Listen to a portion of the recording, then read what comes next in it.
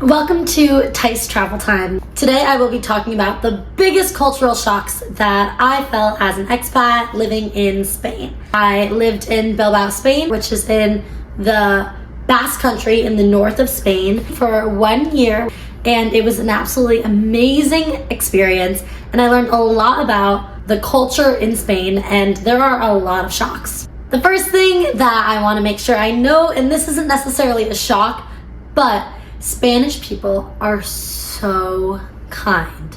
They genuinely were just very nice people. Everyone's very kind to people that don't speak Spanish, and they're very inviting, and they make sure that it is an inclusive environment even if you don't speak Spanish or you're new to the area, which was beautiful. And I really liked how the more I got to know the local people, I got so much closer with them. They were way more willing to open up and become my friend, and that was a really nice aspect. In Spain, the meals are different. You will hear this a lot, that they eat at different times. Generally, they'll have breakfast between 8 and 10, and to them, breakfast is very simple. It's usually coffee and a pastry or a cookie. It's something light and small, but nothing too big. It's not necessarily a meal, it's just a snack. Between 1 and 3, that is known as your official siesta time. Over time, that has become less of a siesta. The Spanish people aren't really napping from 1 to 3. That's actually their lunch, which is the biggest meal that they have throughout the day. Lunch is very important. This meal, they generally have a lot of different stages in their meal. Their lunch has a starter, a main meal, and a dessert. This is long. This is a leisure lunch. They just enjoy it. This is often with friends or family, and people all gather together to enjoy lunch. If you are visiting Spain, a lot of businesses are closing during that siesta time or lunchtime. So if you are looking to go to the store between 1 and 3, oftentimes they're closed, and that's definitely something that you need to double check on whether or not places are open.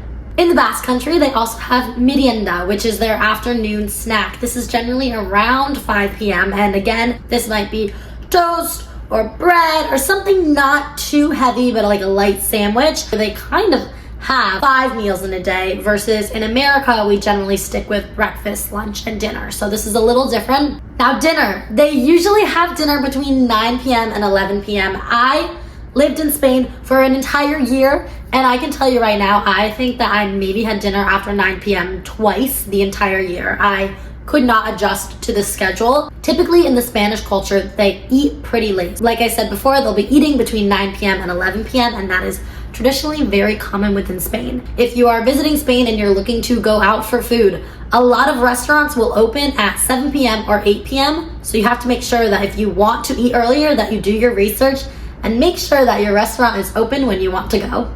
Another thing that they do that is very late is if you are going out to party, it is really important that you note that it is late.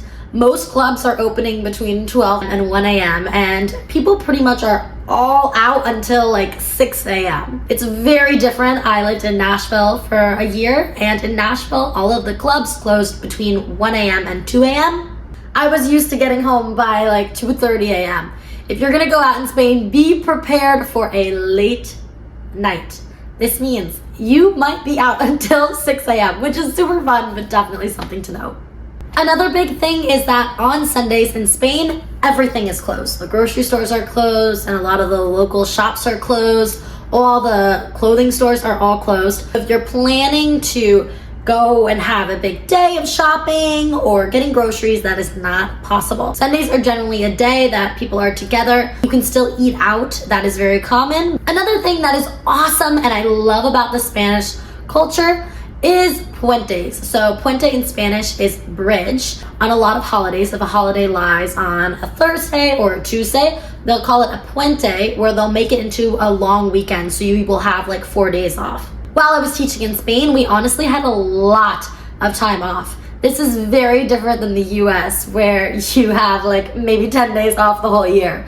In Spain, they are pretty leisurely with their days off, and puentes are amazing. This allows you to have a lot of occasional 4-day weekends and really allows you to have that time to celebrate and also travel if you're living in Spain as an expat. With social etiquette, Spaniards are very physically affectionate. So when you see a Spaniard, you usually will hug them and then you kiss them on both cheeks. I never knew which direction to go first, but if you're meeting a Spaniard and you know they're gonna be friendly and they're gonna be kind and they're going in for a hug, generally you kiss on both cheeks, and that is traditionally what you do in Spain, and that's definitely something to note. Now, the next thing is the pace of life. The pace of life in Spain is calm and slow. It is nothing like the American hustle and bustle and let's get going and do things. No, it is calm. It is peaceful. People are out at noon drinking their wine and just enjoying life. I think that in the beginning, was very frustrated with how calm it was. I felt like I had to be productive and busy and doing things all the time. And then eventually I was like, no, I can relax and I can enjoy Spain. And if you are planning to visit or you're planning to live there, definitely be prepared to be calm and relax and just enjoy life. I think that they are so good at enjoying life, and I think that's amazing and one of my favorite parts about Spaniards. Now, I won't go into detail too much with this, but obviously there is a language barrier when you go to Spain. In Spain, they speak Spanish, and going to Spain, I didn't really know Spanish that well. I think I've improved a lot via Duolingo and also just getting to talk to a lot of the locals, but definitely practice up on your Spanish before you go to Spain. I would say the locals are very, very kind to people when they don't understand Spanish. They really try and accommodate people as much as possible, and I think that they genuinely really, really appreciate when someone tries to speak Spanish. Definitely do not be too scared. People want to help you. They want you to be happy and feel invited and welcomed in Spain, and I think that is so amazing. My last big point is dress. So generally, Spaniards kind of dress smart. They always look a little professional. They're not walking around in leggings and sweatpants. Even my 8-minute walk to the gym, I felt almost so awkward wearing gym clothes to the gym. A lot of people will arrive to the gym in nice clothes and then change at the gym and then change into nice clothes before they leave the gym. People are just always looking beautiful, which I love and I think is awesome, but is definitely something that I didn't expect. It was definitely a culture shock figuring out how to try and dress and have more of a professional look to me. But they actually want to look nice while in public, while you are presented to society. You look nice. I definitely would say that a little bit of professional dress is really important, and to make sure that you are representing yourself and wearing clothes that work for you. Now, the last thing is public transportation. Now, in America, depending on where you're located, public transportation isn't always the best. It's kind of a toss-up whether or not you'll have good public transportation, and sometimes you really don't feel safe. In Spain, they have incredible public transportation. You can easily use the metro, the buses, the trains, all of that.